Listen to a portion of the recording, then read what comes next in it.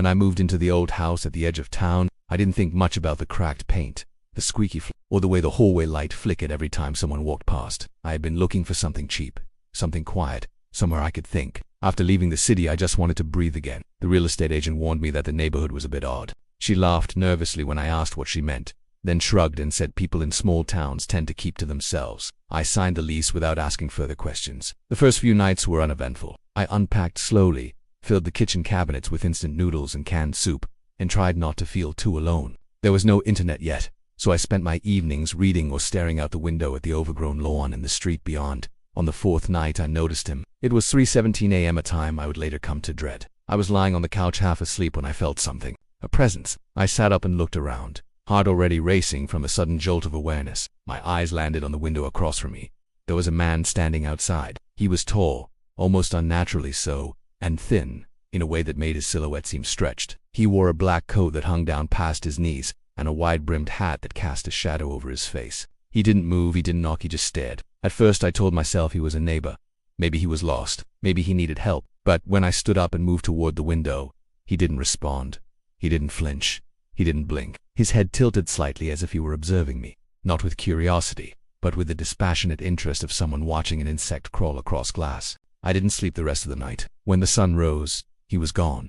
I chalked it up to exhaustion. Maybe I'd hallucinated the whole thing. I'd been running on caffeine and stress for weeks. Still, I found myself walking to the hardware store that afternoon and buying blinds for every window in the house. I told myself it was for privacy. The next night I went to bed early, but I couldn't stay asleep. I kept waking up every hour, checking the window even though the blinds were drawn. At 3:17 a.m. I gathered the courage to peek outside. He was there again. Same spot, same posture, same complete stillness. I turned away quickly and paced my bedroom, trying to convince myself to call the police. What would I even say? Someone else standing outside my house just watching me. He hasn't teed on anything, he hasn't said anything. But I'm scared. They'd laugh, or worse, they'd come and he'd be gone, and I'd look like an idiot. I didn't call, I didn't sleep. This continued for 3 nights in a row. Always at 3:17. Always the same man. Always watching. On the 4th night I snapped. I marched outside barefoot, armed with nothing but a flashlight and adrenaline. The cold air bit at my skin as I stepped into the yard. My breath fogged in the air. The man didn't move. I shouted. I asked who he was, what he wanted. He didn't reply. I stepped closer. My light hit his coat and reflected dully. His face was still hidden under the brim of that damned hat. I took another step and the air shifted. I can't describe it fully, but the silence became heavy, like sound itself had been sucked out of the world. My ears rang. My vision swam. I stumbled back and dropped the flashlight.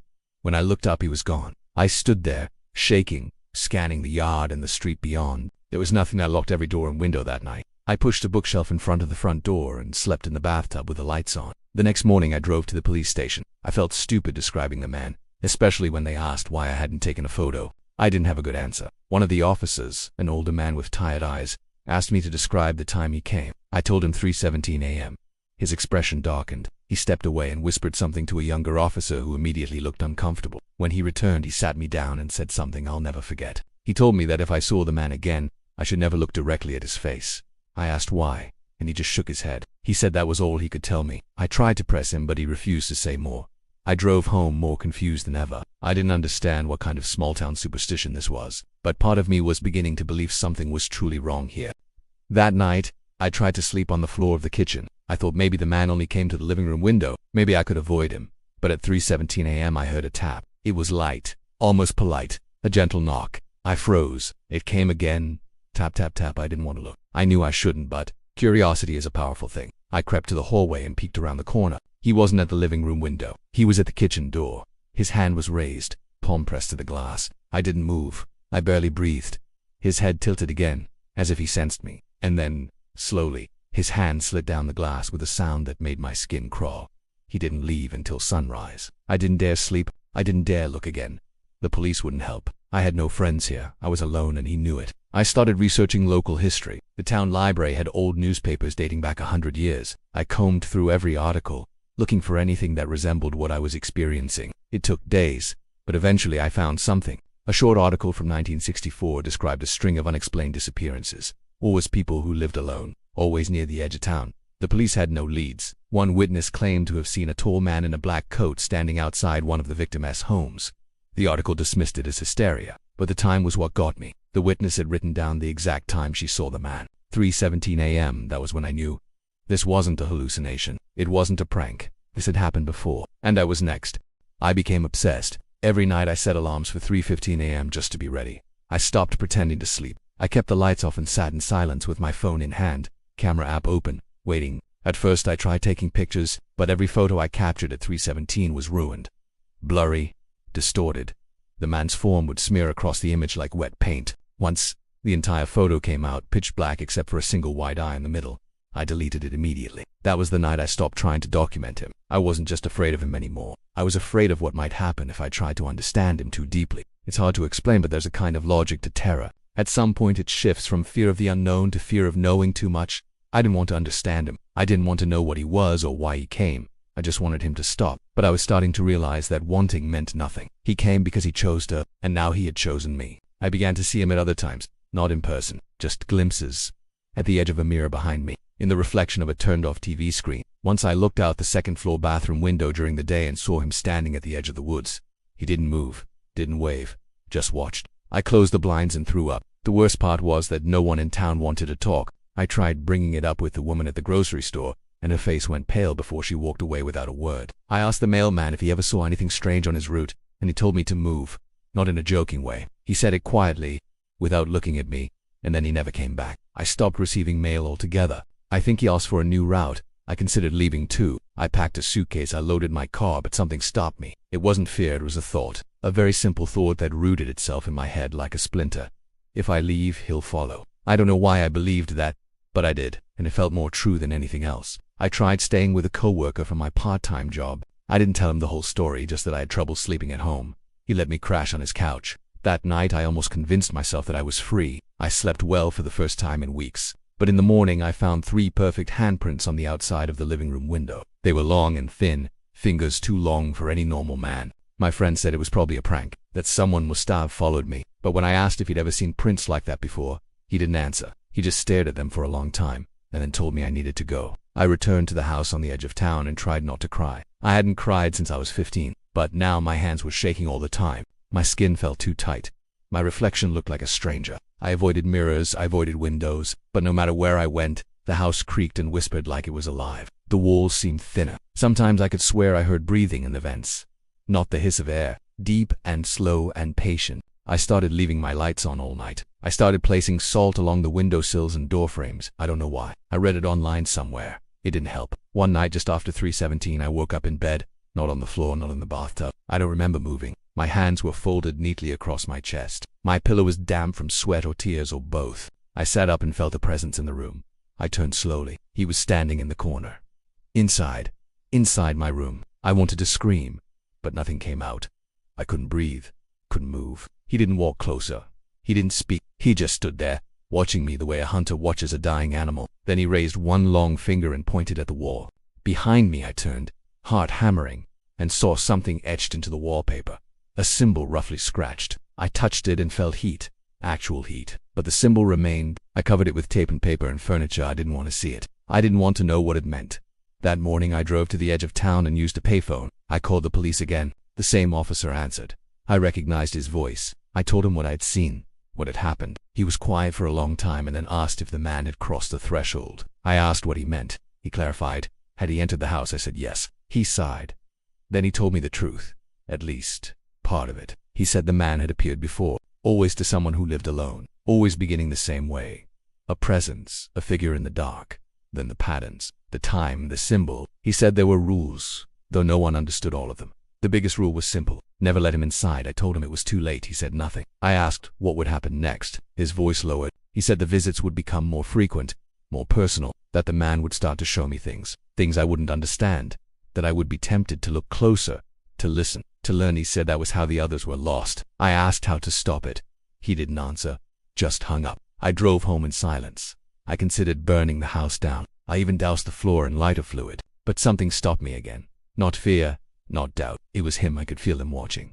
Even in daylight, even with the windows covered and the blinds drawn, he was always watching. That night I dreamed of a room with no doors, just walls covered in writing, symbols, names, screams. And in the center was a mirror, tall and black and rippling like water. I stepped toward it and saw not my reflection, but his, only his. I woke up gasping and saw the symbol had burned through the paper I used to cover it. The wall behind it was blistered, like it had been seared with a brand. I don't sleep much anymore. I write during the day, I eat little, I stopped working. Time feels strange. Days bleed together, but I know when it's coming. I always know. 3:17 a.m. The man outside my window. And now, sometimes, inside my house, he watches. And I think he's getting closer. I stopped keeping track of the days because each one bled into the next like ink in water, and I no longer trusted my clocks or my calendar or even the sun. Sometimes it rose earlier than it should have, and sometimes it didn't rise at all. Sometimes I'd blink and it would be night again, and I'd find myself standing by the window with no memory of how I got there. The man didn't just watch anymore. Now he whispered. I would hear it through the walls late at night, a voice like wind dragging across broken glass, saying things I didn't understand in a language that didn't sound human. I tried plugging my ears. I tried blasting music through headphones. The words still got in, not through my ears, but through my thoughts, like they were written on the back of my eyelids or carved into the inside of my skull. I started seeing symbols carved into places I hadn't touched, behind cabinet doors, on the ceiling, beneath the toilet lid. They were always the same crooked lines intersecting at impossible angles. Once I found one on my arm when I woke up. It wasn't drawn. It was part of me, raised like a scar. I screamed until I vomited. It was gone by morning. I told myself it was a dream, but I knew better. He was trying to mark me. Maybe he already had. I tried everything. I looked up cleansing rituals and prayers and called every church in a 100-mile radius, but most of them didn't answer, and the ones who did told me not to call again. I even spoke to a man who claimed to be a demonologist, but when I told him the time, 3:17 a.m., he went silent, then hung up. After that, his website disappeared. His number was disconnected. I think the man had found him too. One night I tried leaving. I didn't tell anyone. I packed nothing. I got in my car and drove. I made it 20 miles before the fog rolled in thick and white like cotton soaked in bleach. The road vanished. My headlights died. I couldn't see anything. I opened the door and stepped out, and the moment my foot hit the ground, the fog parted just enough for me to see the man standing in the middle of the road. He didn't move, but I did. I got back in the car and drove in reverse until I couldn't breathe. The fog lifted. When I got back to the town line, I haven't tried again. I know now. I don't live in the town anymore. I live in the space he gave me. A cage with invisible bars and rules I'll never understand. I hear footsteps in the attic at night. Heavy, slow, deliberate. I never go up there. I've nailed the door shut and covered it with furniture. It doesn't matter. The footsteps continue. Once I heard someone breathing under my bed. I didn't look. I just lay there stiff as a corpse until morning. When I finally checked, there was nothing. Just dust.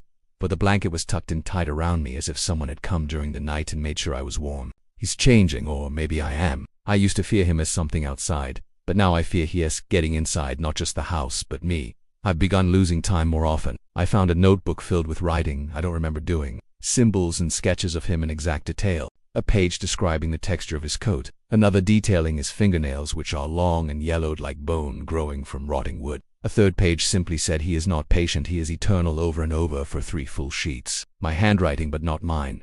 I burned the notebook. It was back the next day. Same desk, same pages, same words. I stopped burning it. I stopped fighting. Sometimes I sit in silence and listen to the whispers and let them pass through me. They don't hurt anymore. They comfort me, like the slow ticking of a clock that only counts down. One night I opened my eyes and he was sitting in the chair across the room. He was closer than ever before. I didn't move. I didn't scream. I just stared at him. I saw his face. I didn't mean to. I didn't want to. But I saw it, and what I saw cannot be unseen. It wasn't a face like ours. It wasn't flesh. It was a void in the shape of a man. A hole in the world. An absence so complete it hurt to look at. My mind slid off it like oil on glass. But something inside me recognized it. I don't know how long I stared. Maybe minutes. Maybe hours. But when I blinked, he was gone, and I was on the floor, and my nose was bleeding, and my ears were ringing, and my fingers were locked into fists so tight my nails had broken the skin. My mouth was full of ash. I'm not the same anymore. People avoid me when I go outside. Stray dogs cross the street to avoid me. Babies cry when I enter the store. My reflection flickers. Sometimes it doesn't always move when I do. I haven't eaten in days, but I'm not hungry. I haven't slept in weeks, but I'm not tired. I just sit and wait and watch and listen. I think he's teaching me. I think he's preparing me for what I don't know. But I feel it. Something is coming. Something beyond him. Something worse. He is just the door. He is just the eye that watches for it. I found a new page in a notebook this morning. It wasn't in my handwriting. It said it's almost time. Beneath it was a drawing. A shape like a mouth stretching open across the sky, swallowing stars. And below that a single phrase written in red ink. I must become what I fear to escape it. I don't know what that means. But I think I'm starting to understand. I think I'm starting to change. The last time I saw the man, he wasn't outside my window or in the attic or the hallway. He was in the mirror. And this time, he wasn't just watching, he was waiting. I had stopped resisting long ago. No more covering the windows, no more locking the doors, No more pretending sleep could protect me. The rules were never meant to save me, just to layer what was already coming. I kept the mirror covered for weeks, but every night I woke up in front of it, the cloth gone. I didn't remember moving. The reflection stared until it didn't match mine anymore. The eyes didn't blink when I did. The smile came too slowly and left too late. I waited until the night I decided to sit in front of it at 3:17 a.m. and watch back. He appeared like fog thickening into flesh, hazy, then whole, motionless, silent, yet more present than anything else in the room. He wasn't outside anymore, he was inside. His voice didn't make sound, it made pressure. Inside my skull, behind my eyes, it said, "You are ready." And I believed it, because something in me had already changed. I didn't think about the words, I just said them. "What happens now?" He tilted his head, and the mirror began to ripple. Then his hand came through. His fingers were long, jointed wrong, built for spaces no human hand should fit. The mirror didn't shatter, it stretched. It accepted him. Then he touched my chest. Not cold, not hot, not sharp. I didn't feel pain, I felt memory. Not mine, but his. Images I didn't understand, yet knew too well. Places I'd never seen but somehow remembered. A sky filled with mouths. A tower breathing shadows. A field of teeth instead of grass. Shapes that used to be people, twisted into forms not meant to exist. And they were all watching. They watched him. Or me, or both. There wasn't a difference anymore. I screamed it on fear, but in recognition. It was like remembering a nightmare I once called home. I woke on the floor. The mirror was cracked, not broken. One line, clean across the center. My reflection was smiling, but it wasn't. I was crying, and then it blinked. I left the house barefoot. The sun looked wrong. The shadows bent in ways they shouldn't. People on the street stared like they saw something I didn't, or something inside me. I found the police station, but it was gone. Just boards and warnings scrawled in symbols I now understood. He was never the danger. He was the signal. I was the answer. Back home, the house had changed. Smaller, or maybe I was larger. Every mirror was shattered except the one in the hallway. I looked in and saw nothing. Not darkness, just ... absence. I touched the glass. It bent inward. It felt warm, like skin. I pushed. My hand sank through. Then my arm, then my whole body. And it passed into something that had no shape. There was no up, no down, no sound, just awareness. I wasn't floating or falling, I was simply present, stripped of flesh, of memory, of time, and I wasn't alone. He was there, or I was him, or we both had always been the same. I wasn't a person anymore. I was a ripple in something ancient, a thought crawling through endless shadow. I stayed there for a second or a century, I don't know. When I awoke again, I was in a white room, sterile, humming, strapped to a bed, and I couldn't move my mouth. A nurse came in. Her smile was too wide. Her eyes didn't blink. She leaned close and whispered, "He's almost here again." Then she left, and I knew she meant me. I'd been here since then. The room shifts sometimes. It becomes the hallway, the bedroom, the mirror. But it's all the same thing now. I don't eat, I write, I carve symbols I don't remember learning into walls, into skin. They hum when I close my eyes. They speak in pulses I no longer question. They're not warnings. They are invitations. I don't know if the man still comes at 3:17. I don't know if he was ever real. Maybe he was just a reflection waiting to be noticed. Maybe that's all he ever needed. But I know the mirror is cracking again. When it breaks this time, something older will come through. Not him, not me. Something that doesn't knock. Something that doesn't wait. It won't watch. It will devour. It will reach through the glass and peel you from the inside, smiling with your face while you scream in someone else's body. And if you're reading this, then you've already opened the window. Because the words are the window, and the window is open. And now, he is watching you too.